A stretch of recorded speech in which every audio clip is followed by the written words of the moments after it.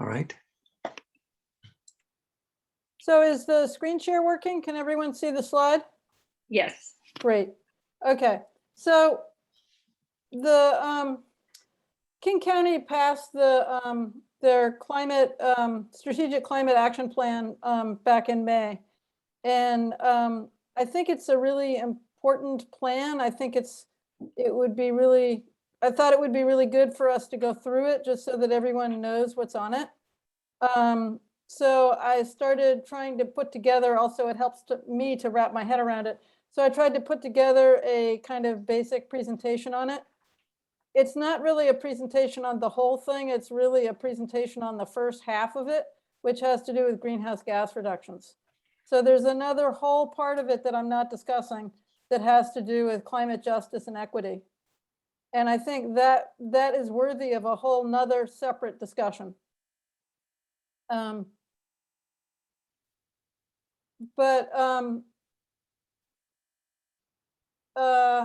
guess I also wanted to say that I'm not an expert at this stuff. I read through what's in the climate action plan, and that's what I know about it. There may be some of you guys may know more about certain areas than I do, and feel free to speak up if you do. I just tried to read through it and write up what I understand about it. And I guess the other thing I'd say is this really represents my personal take on it. So there's just a ton of stuff in there. It's like 300 pages long. And I've had to like pick and choose about what I thought was important to include in the presentation. So there's lots that I left out. And in particular, all the parts where the county is saying, here are all the things we've done great. I kind of left all of those out. And it's not that the county isn't doing a lot of great things. It's that I was trying to focus on more of the forward-looking things that they're looking at for the future. Okay, so this is the kind of goals and vision statement, and you may have seen this slide before from folks from King County. The Climate Action Plan 2020 is not the first iteration. It was first released in 2010, and I think they update it every 5 years. But it's the county's blueprint for climate action. And it pretty much has something to say about almost all county operations and how they should be done. Just for the record, Seattle has an analogous plan, which I believe started in 2013 and was last updated in 2018. And therefore, I figure it's probably due to be updated again in 2023. So that's something we have to look forward to in the next couple of years. And some of the other King County cities have their own climate plans as well. But today I'm really just talking about King County's climate action plan. Oh, and I shouldn't, the goals for their plan are kind of the same as the very generic IPCC recommended reduce 50% by 2030, 80% by 2050. I think that's, I've seen that in a lot of different places, not just for King County, but for other jurisdictions as well, have pretty much taken that as a goal. As I said, there's this whole piece of the climate plan that has to do with climate justice and equity, and they've taken that very seriously. And I won't have much to say about that, but that is a very important goal in the plan. I wanted to start, and feel free to ask questions as we go along. I wanted to start with the greenhouse gas emissions inventory. And the county reports regularly on its emissions, and the reports get put together by county staff with help from contractors using kind of a national standards. So there's a kind of commonly understood framework for how these things get put together. The county actually, unlike Seattle, has two different ways that it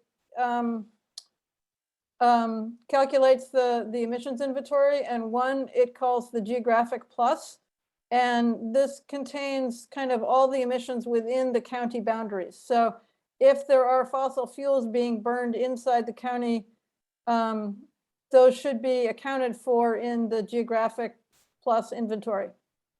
The second one that they've done is consumption based, and that takes into account the goods and services which are consumed by people in King County. So the difference between the two is if you were to buy a widget from China, there's some emissions that happened inside China in creation of that widget. And those emissions should show up on the consumption-based inventory, but they will not show up on the geographic-based inventory. So I hope that distinction is clear. So the current inventory that we have is actually based on data from 2017, and it was released in 2019. Arvia? So did they talk about any sort of Venn diagrams of the consumption versus geographic and how they interact, or what is a comprehensive picture, and how you would use those data, I guess, how you'd use those data in to answer different questions? Yeah, that's a good question. And I think that the answer is I haven't seen anything which attempts to kind of put the two together, but the two show kind of different views, and I'll show them in a minute, different views of what is causing our emissions. And I think they're both important views to consider. But they don't ever combine the two. They're kind of very different snapshots of it, if you will. Mm-hmm. So the geographic inventory, if you've looked at Seattle's inventory, the geographic inventory from King County is very similar. The biggest difference here is that where Seattle's electricity is clean, King County's is not. Obviously, there are jurisdictions within King County like Seattle that have clean energy, but a great deal of the electricity in King County is from PSE and is fossil fuel based, and therefore transportation is actually a smaller piece of the pie for King County than it is for Seattle. And that's just because the overall pie is bigger because of the electricity. The other thing to note about this inventory is this particular view doesn't show you what's within transportation, but the way that they're calculating the aviation emissions, for example, only includes the takeoff and landing of the aircraft and not where it flew from. So this is like a real big understatement, and they're going to change that in the next inventory so that it will reflect the all jet fuel that's sold at the airport. And they figure this will probably pretty much account for half of every flight that arrives. So in other words, if you're taking a flight, if there's an airplane that flies into Seattle, it loads up with people and then it flies out of Seattle, it's usually also loading up with fuel. And the fuel that it loads up with would show like half the trip, like the first part of the trip where it started in some other airport would go on that other airport's inventory. But the part where it's leaving Seattle, that would be on our inventory for King County. I hope that's clear. Did I make that clear? So yes. In what is published, they only show the emissions from takeoff and landing. But if they were to have recalculated it using the new method that they plan to do next time, then aviation simply by itself would have been 27% of all emissions in King County. So aviation has a huge impact that is, I think, being understated. And I guess what's more is if you take into account the effects of radiative forcing, and there's a lot of literature about whether you should or not, but basically the theory goes that if you are releasing water vapor or other emissions at high altitude, it has a much higher effect than if you release them at ground level in terms of warming effect. And so if you were to take into account the radiative forcing with a factor of 3, then the aviation alone would have been 43% of all King County emissions. And they want to build a new airport. And they want to build a new airport, yes. So aviation is huge, and we should be paying a lot of attention to it.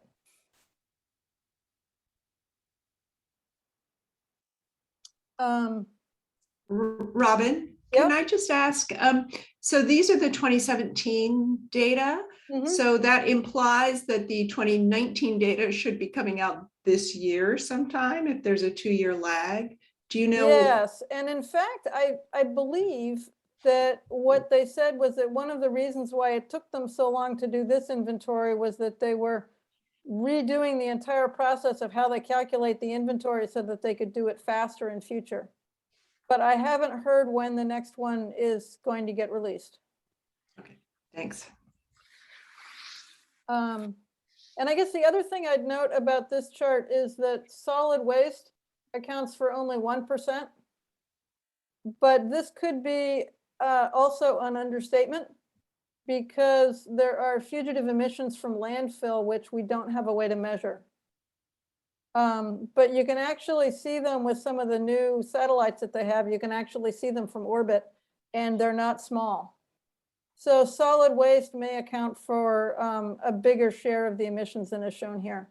It very likely does, but we don't know how much bigger. Would this be another case of the consumption showing those? I mean, because the Seattle waste gets sent by rail off to Oregon. Yeah, yes, that could be. I haven't thought deeply about that. So yeah, good question. Jeff?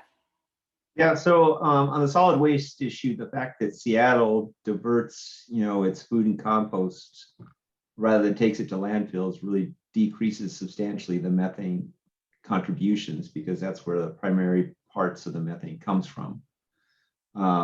So, it's hard to, that's something that you got to take a look at too, is that diversion working?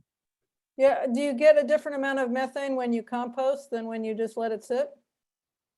I don't know what the story is on that. I think it's methane all happens when it's anaerobic, right? So if it's aerobic, I don't think you get that methane being generated. Okay. I have to admit, I don't know much about this. I did not know anything until I saw a presentation on it like a couple months ago, and heard some about the satellites, and that some of the biggest methane emitters in California, for example, are landfills. Are they trying to capture that methane? I know that, like, I was reading an article in the Seattle Times where they were trying to capture the methane and recycle it. So that's the renewable natural gas. That's the renewable natural gas. That's thing, the renewable natural gas. And for example, the port is planning to use that for things that it's currently using methane for, or natural gas, whatever you want to call it. Methane, I think, is better. Jeff? Did you have another question? Yeah, well, I have another question observation. I think sometime we should circle back on actually burning the waste rather than diverting it to landfills, and trying to capture methane after the fact rather than just dealing with it as waste to energy. But that's a something to put on our discussion list sometime in the future. Yeah, when I was living in Europe, the place where I lived had a very complete, like they burned it all, and they had some kind of very efficient and incinerator that they said collected virtually all of the emissions. So yeah, that's a good point. So this is the results of the consumption-based inventory, and I actually don't know much about how they calculate this. My feeling, and this is somewhat reading between the lines, but my feeling is that the methodology for doing a consumption-based inventory is a lot newer and less well developed than the geographic one. And so they're still kind of working out how to do this. But it's important for our area, because with a knowledge-based economy, a geographic, if you only look geographically, it's going to, again, understate our emissions, because we tend to export knowledge and we import actual things. So where's like computer databases in all this? Because they're like a big and growing slice of the pie, and I'm just wondering how they're, because that consumes a lot of electricity, is the big databases. Yes, and I think that would go under services. Well, actually, the computer server farms in King County are located in Seattle, down in south of Sodo. There's an extraordinary one owned by the guy who I think owns the basketball team or something like that. And since they're in Seattle and the electricity is completely green, it doesn't show up. Well, it depends upon which company you're doing services with and where their servers are and how they do the electricity for it. But some of the larger companies like Google and Microsoft are really working hard to clean up their electricity stream. Right. And there's a lot in Eastern Washington too, which is clean. Yeah, they're located out in Grant County, and they get their power from Grant County PUD, which is basically entirely Water-based, yeah. hydro. Cheaper but it's huge. It's in a growing use of electricity. Yes. Plus, actually, marijuana production is as well. Yes, because there are a lot of lights involved sometimes. This consumption-based one is with a procedure known as life cycle analysis. And the problem with that right now, you're right, it is relatively recent, used this way, but there are what are called environmental declarations that various different people who make things that get used as pieces and parts issue that can then be put into these life cycle analysis calculations.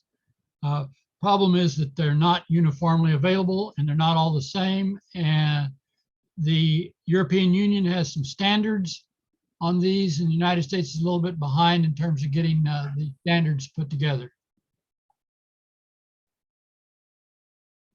Great, thank you, Mike. That was more than I had looked into on this one. So if the takeaway from the emissions inventory, if you look over time, King County's emissions are pretty much flattened out in the last, I don't know, 10 years or so.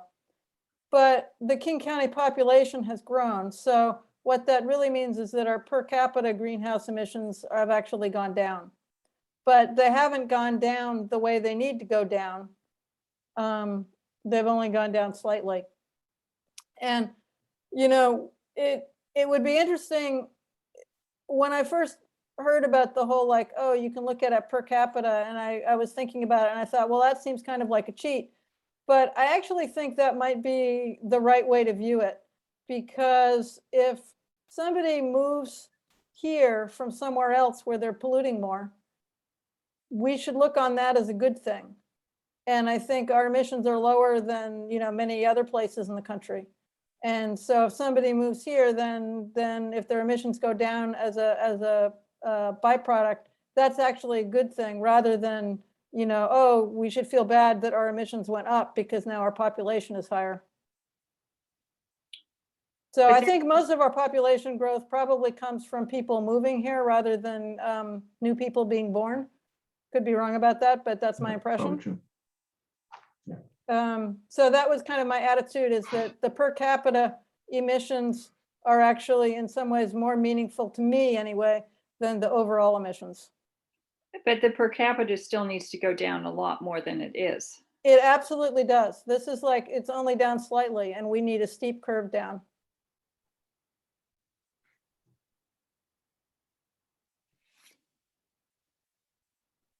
So Toby, do you want to make a comment? Sure. I agree with Mike Ruby's comment. I believe this, the methodology at the state level for this inventory does not account for the production of goods elsewhere that we import, nor the traveling that people here, especially people with a lot of money, do. Yeah, well, I think I talked a bunch about the aviation. Accounting for people's maritime travel is really hard. And I don't know how to solve that problem, but it's something that a few of us have been advocating with the port about. But I think it is really possible to account for the aviation. But in terms of goods and services that we import, yes, that's what the consumption-based inventory is trying to account for, that the geographic-based inventory does not account for. And I don't know how successful it is in doing that. David has his hand up. I'm confused by the chart on the right about population. Am I reading it correctly? That from 2008 to 2017, the population has decreased? What am I missing then? No, sorry, the vertical bars are the amount of emissions, and then the thin line here, I think, is the population. But on the So right, this is showing the population going up and the per capita emissions going down. and the overall So emissions the, on the right are staying flat. from Yes, these are 2008. overall emissions on the left. Oh, okay, thank you, thank you. Just Uh, to elucidate a little bit in terms of what Toby was saying, this problem of international travel, which is an issue in Seattle because we do a lot of it around here, is one that's bedeviling the IPCC, because there was a decision quite some time ago that countries are only responsible for the aviation travel within their territorial waters. And so we have this great big donut hole of emissions of everything that's outside any one country's territorial waters. And the IPC has been struggling with that for years, and they haven't been able to get the countries to agree to figure out some other way to do it. Jeff? Yeah, So I I'm- wanted to recognize, I think Elizabeth is here. Elizabeth has been working a lot on these maritime and aviation issues with the port.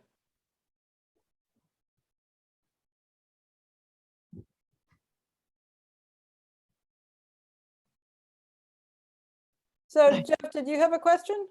yeah, I had a question, and actually I'm trying to resolve our per capita emissions versus like the national average. And I think and the problem always is the units, right? So what's the right units? And I think the United States, in terms of on average, in terms of metric tons per capita, which I think is what you're showing here, is that metric tons per capita, or is that what's the? I think it is, yeah. Yeah, That's so my interpretation. Yeah, so metric tons per capita in the United States is around 15, right? So if you look at where, Seattle is, we're down at, 9-ish, right? So that's a comparison in terms of how we compare to the rest of the United States. So that means there's a lot of the United States, which is very carbon intensive. But I think if you look at, say, for example, Europe, which we maybe want to consider best in class, they're like in the 8-ish type numbers, right? Well, So actually, some of the European countries are down in the 5-ish level.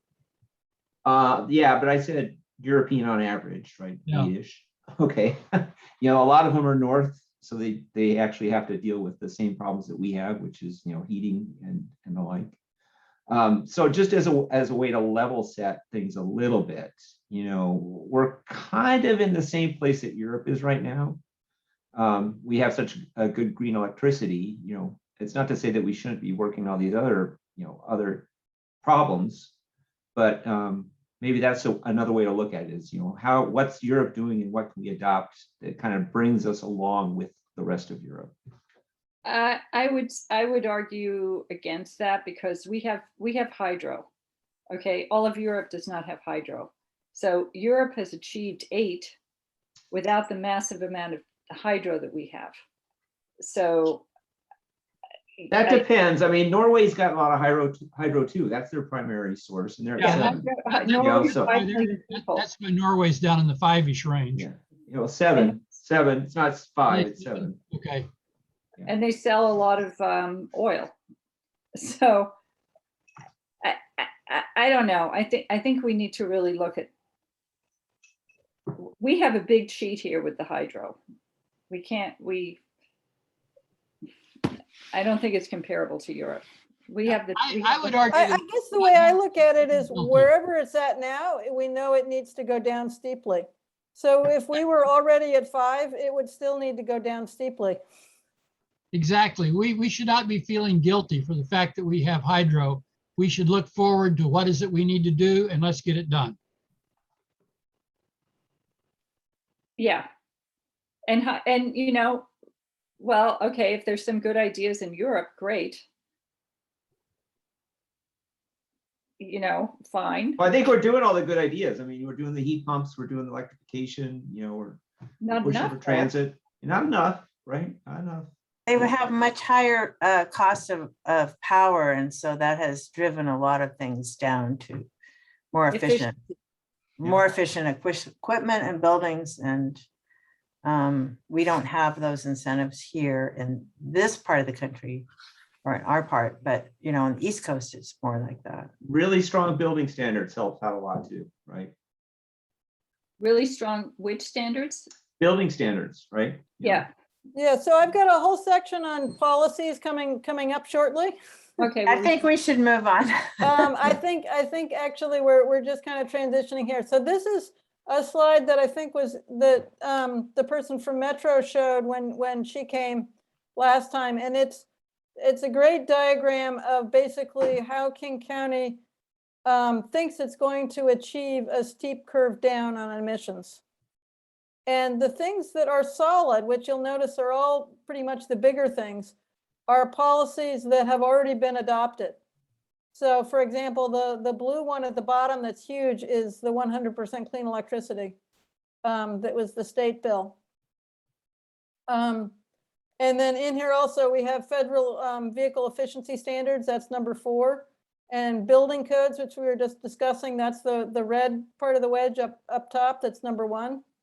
And then all the things that are crosshatched are things that aren't yet adopted, except the clean fuel standard, which is number 6, which the legislature adopted last spring. So what this says is there's a whole array of other things that we still need to be doing. And in some cases, I'm kind of questioning the size of some of these wedges, but this is what they came out with. And I think this is useful for kind of understanding what are the policies that get us there. And some of the policies are pretty big, like number 2, reduce energy use in buildings and industry. Basically what that says is, you know, gee, you get a long way with building codes for new buildings, but we've got a whole ton of existing buildings and we have industry. So that's got to be a big piece of the pie. And how are we going to deal with that? And then similarly, we have another really big piece, which is reduce car trips. That's number 5. And we have only kind of, I think, partial plans for how to do that. But I'll get to this as we go on. Is there any discussion on this slide before I go on? I guess you've got a question, Arvia. Well, it's not really a question, it's just a comment, which is, I just like people to notice that none of this has any cap and trade in it. It's just pure regulation. And that's a good thing. I just want to plant that idea because the cap and, you know, the sort of people who oppose all of this will say, oh, well, we passed cap and trade. That's going to take care of everything. We don't need all this regulation anymore. And I just want to point out that this is all regulation. This is the kind of stuff we really need. And cap and trade can provide financing, but actually getting the job done is going to be regulation. Yeah, I was just going to say the cap and trade is for financing of you know, the buildings in the transition. So that is important to getting this all done. It's important, but it's not it's not the mechanism. Regulation is the No, yeah. Or programs, or yeah. Okay, so I guess I had one observation here, which might become more apparent as we go forward. But I think we've dealt with some of the easier things, which makes sense. You know, when you're starting out with a big problem, you divide it into smaller bits and you attack the easier bits first, which means that as we go forward, all the bits that we have left to do are going to be harder. And they're going to be things that we might not want to do, really, fundamentally. And so that's part of what I wanted to discuss today, is that there's a whole raft of like possible ways to deal with these remaining parts that we need to deal with. And some of them are things that are, you know, frankly, not super popular as policies. So on the transportation side, these are the things that I pulled out from the climate action plan as being the big things that they talk about. And number one is reducing vehicle miles traveled by 20%. I forget, I think this is by 2030. And then at the same time, increase transit ridership. And they have a plan for basically doubling by 2030. And that is part of what the talk last month was about. Was, gee, Metro is, they've got this target of doubling. How do they get there? And that's doubling pre-pandemic ridership. Correct, against 2019. And I think we need to point out that very little transit funding comes from the fare box. I think countywide is probably no more than 20%. I'm not sure what the number is, but I think it's something in that range. I think it's about 1/3 is what I've heard. Is that true countywide, or is that more Seattle? That I don't know the answer. I just pointing out that what this means is significantly higher taxes. And the only way the county and the city have to do taxes is sales tax and property tax. So we need to be conscious of that. When we talk about doubling the cost of transit, we're talking about doubling the taxes that are being used to fund transit. Yes, and this is, I think, something that we should be pushing King County to do, which they may already be doing, but they should be advocating at the state legislature that they want to do this transit measure and they want to do it in a progressive way. And my guess is that they will do that from stuff that I've understood from county council. But we should definitely be explicitly asking for that. Because the way that the state has set up for localities to fund their transit is very, like, there's like a few different ways you can do it, not very many, and there's caps on how much you can do. And I think in order to get to where King County wants Metro to go, they may need some new state legislation to get there. I think the answer is not may, but will. They will need new state legislation. And if we're going to do it with progressive taxes, somebody's got to come up with an idea of what that is. Right now, nobody's got anything on the table. Well, one thing here that's listed here is the next thing on the list, which is, and they didn't commit to more than a conversation on this, but clearly the climate plan is pointing towards vehicle usage pricing. So basically getting drivers to pay for driving. And if they did that, then they could put the funds for that into public transit. Unfortunately, the people that we've been listening to in the state Senate want that vehicle usage charges to go straight to roads. Yes. So I'm just saying that if the county has their own charges, then the county doesn't have to spend them on roads. So the county is not talking about waiting for the state to do this. The county is talking about having their own vehicle usage charges.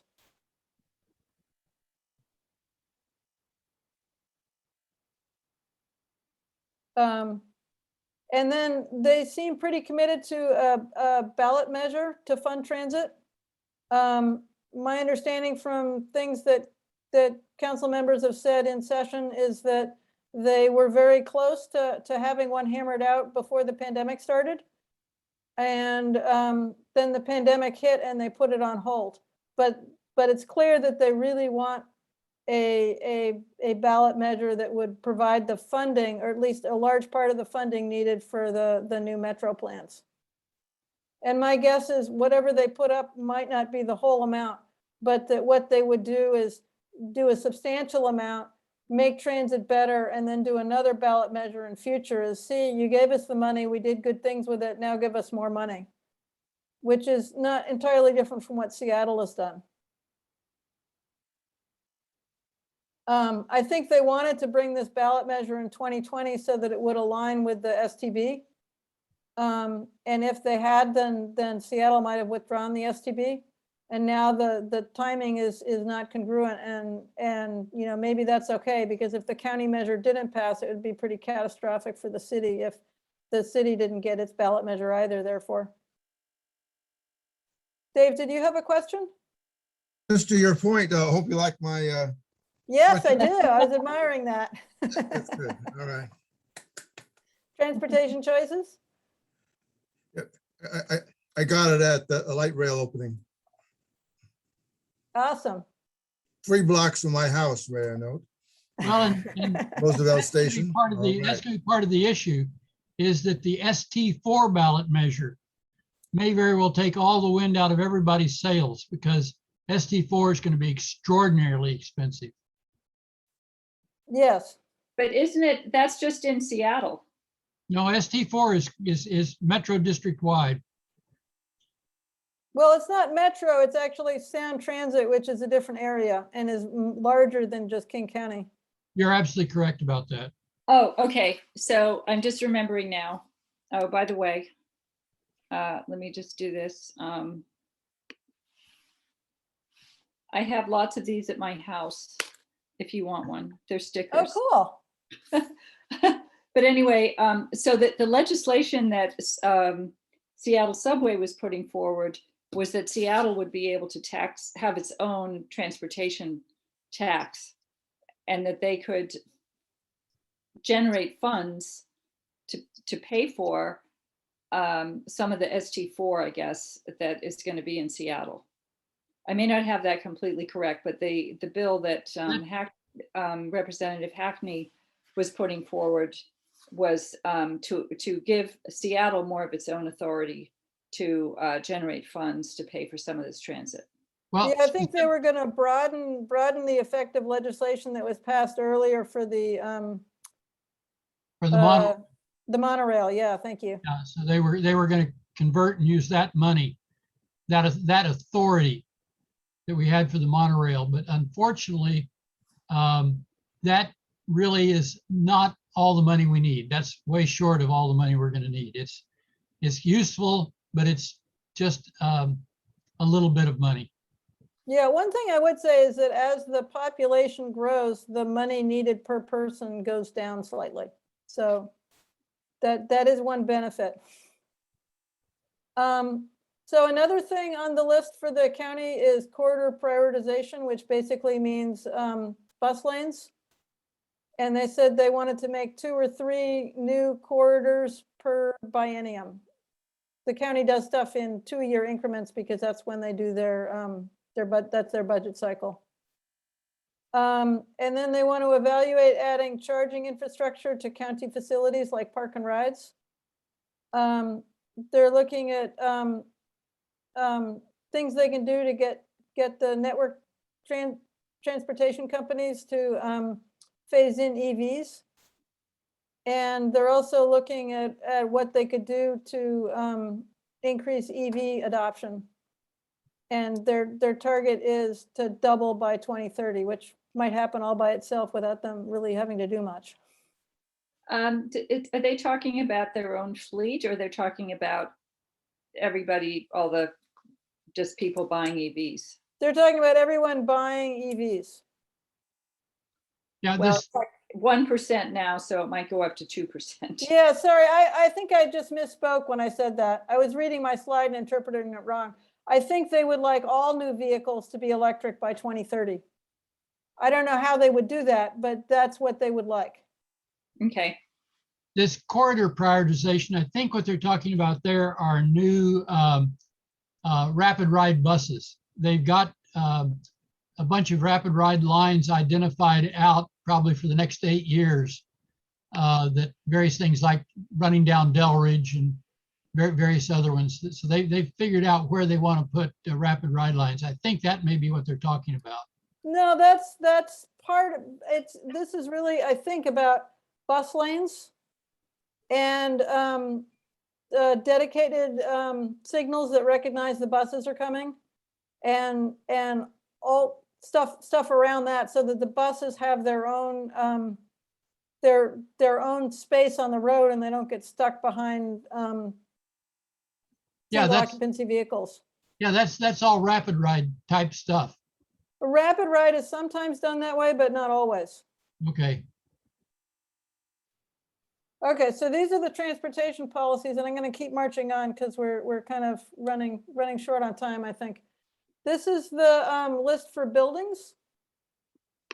And you know, there's a bunch of this that I kind of look at and go, well, I don't know how they do this, like transition fossil fuel use in buildings to electricity. Absolutely. But it says nothing about how we do it. But there's a lot of good stuff in here. I think they're currently already working on the strengthening building codes in unincorporated areas. At least for commercial buildings, they don't have the authority to do residential buildings. They're working on the new CPACER program.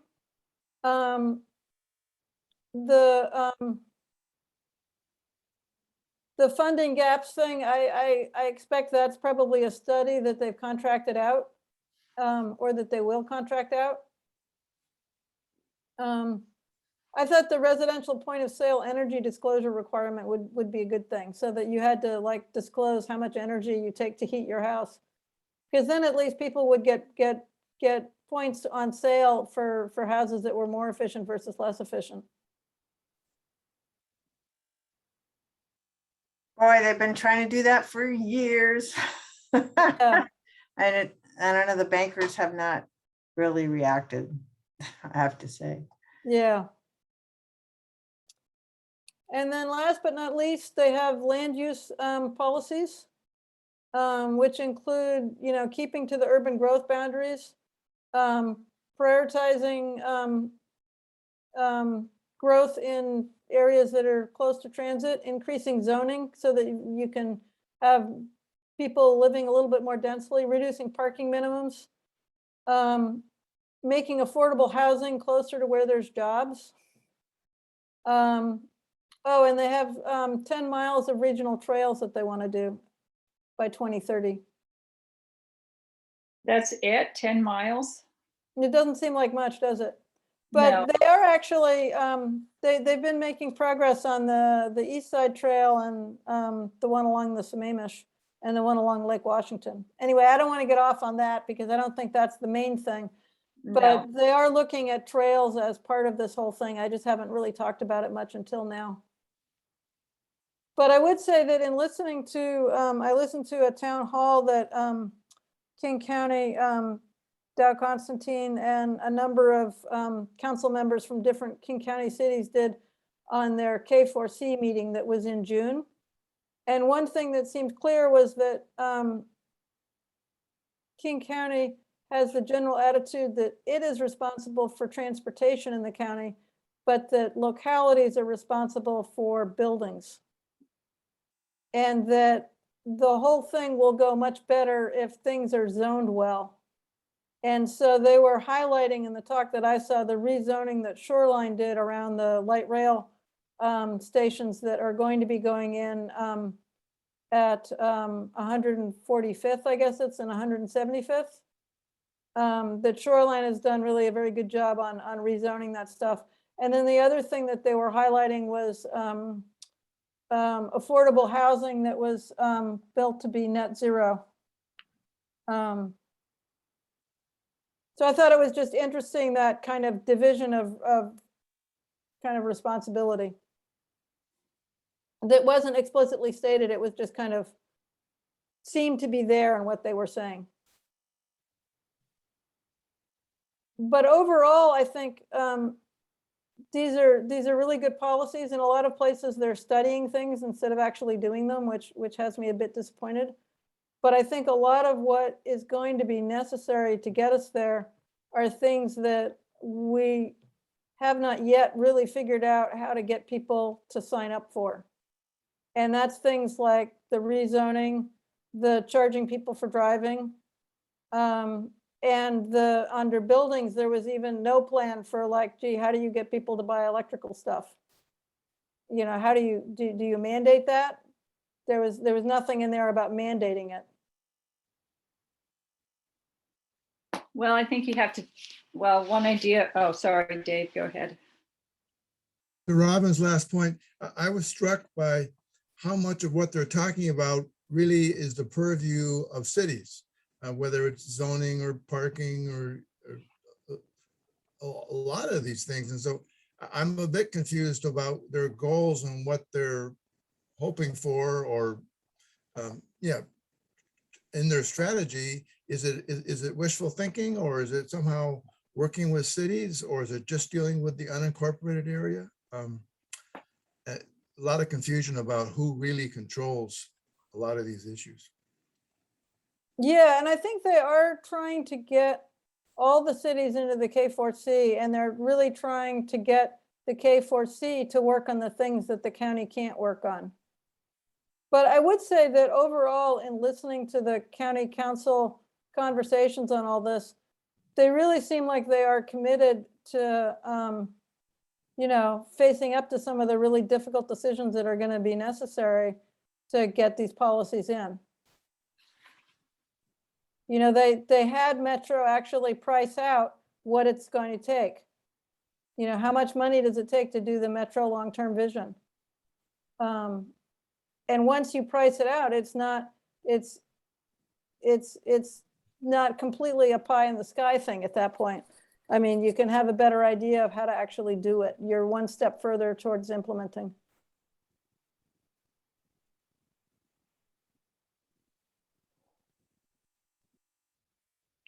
Oh, so I was going to say, you know, to get people to buy electric heat pumps, you need to make fossil fuel heating and cooling less attractive, which means making it more expensive, which means maybe the cap and trade bill will be useful after all.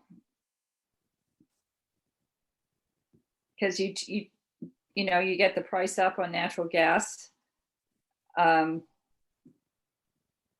generate some money from the cap and trade bill, and then use that money to help low-income people buy electric heat pumps type of thing. Yeah, I think, but you have to raise the price of natural gas by the same amount that you would raise the price of actual gas. And that's another thing that, you know, comes out as politically unpalatable. Once you ask people to actually pay to drive, they get upset.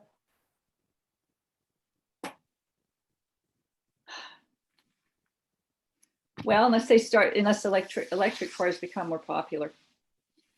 Yes. I've forgotten, but I think that the cap and trade doesn't hit the natural gas companies until after 2030. Oh, no. Yeah, I think it's the third period when they fully become liable for cap and trade. That was a bad compromise. I don't think they'd have gotten it out of committee if they didn't do it. Well, okay, well, I think we need to keep our eyes on that, because getting people to not use fossil fuels means you have to make the other things more attractive and fossil fuels less attractive. And that's going to be a lot to do with money and building codes, which are the sort of covert mandate. But getting people to switch during major renovations in their homes and stuff like that. Well, food for thought.